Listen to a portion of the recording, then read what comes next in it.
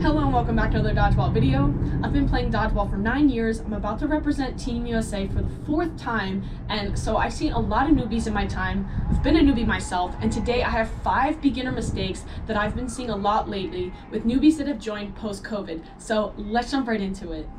Now, before I jump into it, I have 2 other videos on my channel that have newbie mistakes that are still relevant to today that I'll link in the description in case you're interested after watching this video. Mistake number 1, and one that I see all the time with newbies, and even some veterans as well, is they don't warm up properly. Now, anybody from a sports background knows how important warming up is. If you don't warm up properly, you're going to have a higher risk of injury. Warming up is going to help get your body prepared to play at its absolute best on the court. So warm up is so important to dodgeball. And yet, time after time again, I see newbies show up to the gym, pick up a ball, they either throw it at the wall or throw it with a teammate for like 5 minutes, and that's their warm up. Dodgeball is so much more than just throwing. It's a full body sport, and it needs a full body dynamic warm up to get you prepared to play. So that includes getting your heart pumping with some slight cardio, a little bit of dynamic stretching, and then warming up your arm. So I realized on my channel I don't have a warm-up video, so I'm actually planning on going to record one very soon so I can show you guys exactly how I warm up for dodgeball. So mistake number 2 is newbies tend to throw straight. And what I mean by that is they tend to throw right in the breadbasket. And so the breadbasket is going to be the waist to the chest, where it's going to be really easy for someone to close their arms and make a catch on the ball. Now, I notice this a lot with baseball players because they're used to throwing accurate, and accurate for them is throwing where it's catchable. You know, if I throw it from third base to first base, I want to throw it right at the glove of the first baseman. When in dodgeball, throwing accurate isn't throwing here, it's throwing somewhere that's going to be hard to catch. So outside the shoulder, outside the knee, the toe, the foot, the ankle, places where it's going to be hard for the player to make a catch.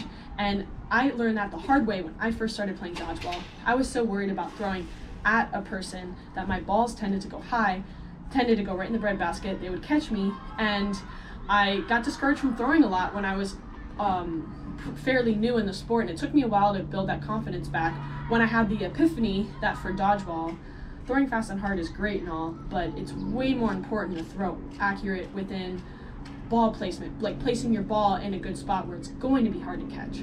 So yeah, a lot of newbies, especially the baseball players, throwing straight is not what you want to be doing in dodgeball. Mistake number 3, newbies tend to go high on the court and be left all by themselves for an easy out.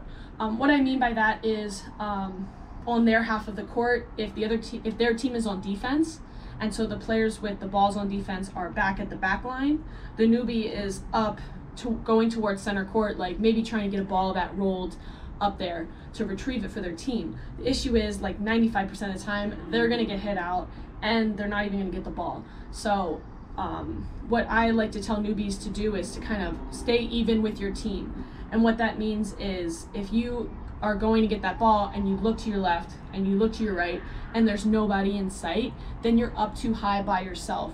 What you want to do is wait until your team is on offense to then push up to retrieve that ball as a unit, as a team. The other team's going to be way less likely to throw at you while you're trying to get that ball if you have your 2 corners pump faking them back. So if you look over and you see your team there, you know you're in a good spot. If you look over and you see nobody up with you, as a newbie, that's a signal to back it up with your team. Mistake number 4, a newbie gets frustrated when they get out and they slam or spike the ball into the ground. Now, first of all, that is going to be a yellow card. It's a yellow card in pretty much every rec league I've ever played in the US. On the competitive level, at Worlds, doing that is a yellow card and is highly frowned upon. I understand you get frustrated in the game, but slamming the ball just makes you look bad, but also it hurts your team because when you slam that ball or spike it, the ball tends to roll either to no man's land in the middle of the court where it's not easy for your team to get it, or it's going to roll to the other team and you're just going to give them a free ball and leave your team open. So what you should be doing instead is, if you have a ball in your hand when you get hit out, is pass it to a teammate. Now, if you are playing cloth, you have to put the ball down where you get hit. That's the rule there. But any other ball, foam, no sting, 8.5, if you get out with a ball in your hand, you are allowed to pass it to your teammate. And the last mistake for this video, but certainly not least, is a lot of newbies do not wear knee pads. Now, I'm not saying the first time you ever show up to dodgeball to invest in some knee pads. I can say from experience, my first season playing dodgeball, I did not wear knee pads at all. I actually didn't start wearing them until I won them in a raffle at the end of my first season, but I learned fairly quickly how helpful they were. In a game, they're not just for players that drop to their knees. There's moments in the game where the ball will hit and pop up and you can make a play on it, and when you instinctually dive to make that play and you don't have knee pads, you're banging your knees into the ground. Sometimes when you dodge, you don't realize you're doing it, or if you bump into a player, you don't realize you're doing it, and so knee pads end up being super important.